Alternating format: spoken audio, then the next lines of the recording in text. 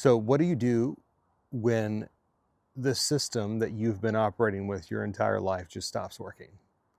What I mean by that is we live in a culture, places where we're built to perform. We're built to do and build things. And a lot of that's just really great. But one of the things that I'm finding, not just in my own life, but in the lives of the men that I talk to on an ongoing basis, is that we all get to this place inside of that system where, if you think about it, your life is a car and you've got these dashboard lights, right, that sit in front of us.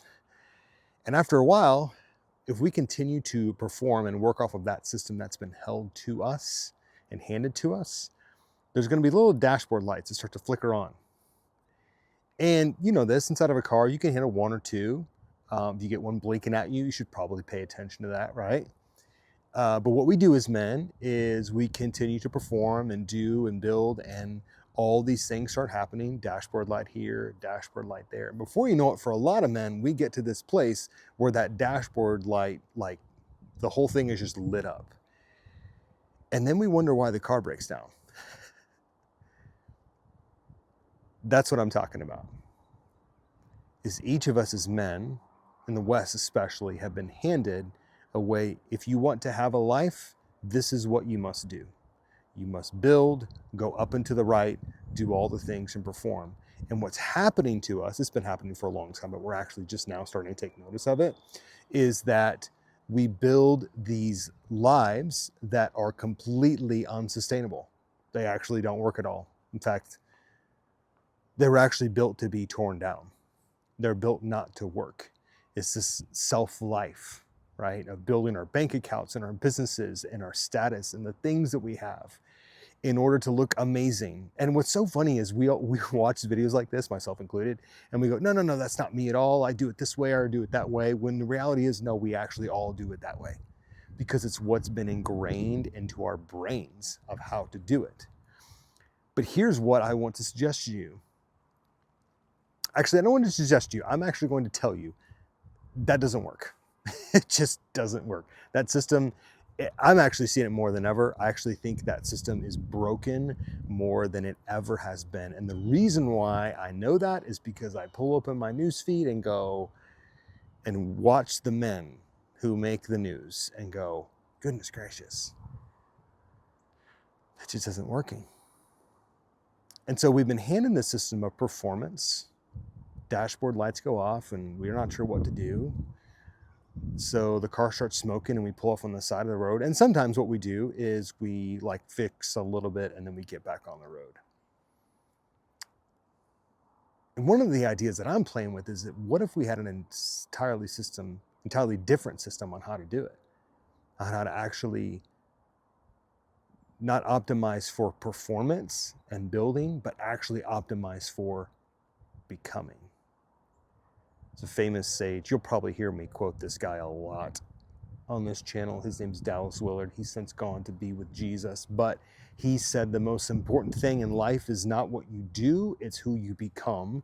That's what you take into eternity. So if we're playing it tit for tat, right? The most important thing in life is not how you perform and the things you collect, it's who you become. That's what you take into eternity.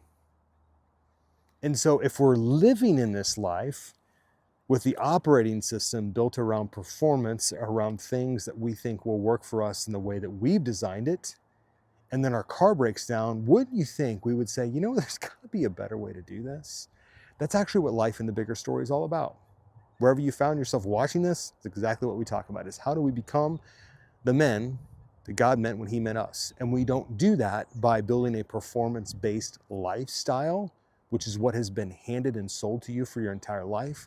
We do it by coming under the learnings and yoke of Jesus and becoming and maturing into the men who then can be entrusted to much later on. That is the gospel of the kingdom. That's what God intended for us as men to begin with.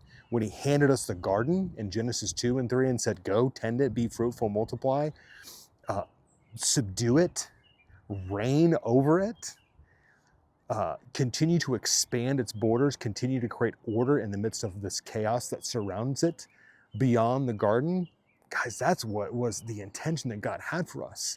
But the operating system that God built into Adam wasn't one of performance. You know what the operating system God built in Adam was? Here's the plan. Here's what I'm asking you to do. There's going to be a lot of freedom on how to do it, but I'm going to show you how to do it along the way. Exactly what I'm going to do. I'm going to show you how to do it. That's cool. Why did we get away from that? No, seriously. And I'm actually telling myself that is, why did we get away from those moments and places? Here's what happens in my life. Whenever I find myself in a performance-based life and style,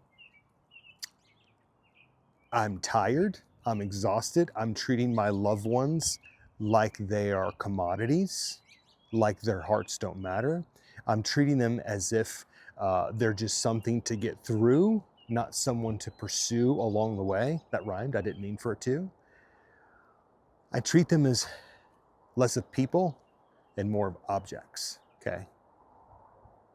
And I know it. I know I'm in a performance-based operating system whenever those that are closest to me are oftentimes kind enough to let me know that. They don't say performance, you're not, they don't say that, but they essentially are saying, hey, you're off the rails a little bit. I know that I'm going to be becoming, I'm optimizing my life for becoming, for coming under Jesus and learning how to live life, to live freely and lightly in peace as a son of God in the truest form, whenever I am walking in peace, whenever my schedule is less busy, whenever I can sit down quietly with those that I love and be present with them and engage with them and be at peace and contentment and not on to the next thing. Guys, you get the sense of this. When we optimize for performance, it's all about our to-do list. How do I get through this thing to get to the next thing, to build the thing that I think I want, but ultimately really don't want?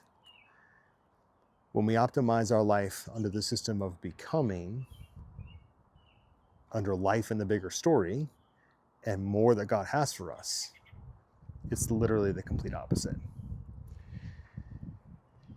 And what's crazy about it is all you have to do is say yes to that operating system every day, and then watch God unfold it for you. He's going to give you invitations back onto it every stinking day. You won't have to do much to ask for it. It'll be sitting right in front of you. You just have to say, hey, God, I'm in for you. I'm in for becoming the son, the father, the husband, the friend, the business owner, the man that you met when you met me. Show me how to do that. What does that look like? In your word, in the people you bring along in the path, and he'll do it. He'll absolutely do it. But one of the ways that I'm learning right now, and this is actually pretty real time for me, is I'm actually having to eliminate a lot of the voices in my world that are very much performance-based, which is sad, because some of them are friends. Some of them have been mentors. Most of them are from afar. But I'm choosing a life that is going to be way better for me, way better for my family, way better for the plans that God has for me. But you have to say yes to it. And so what if that operating system that you thought was working for you is not really working for you at all? What if there was a better operating system of that of becoming? It's the life in the bigger story.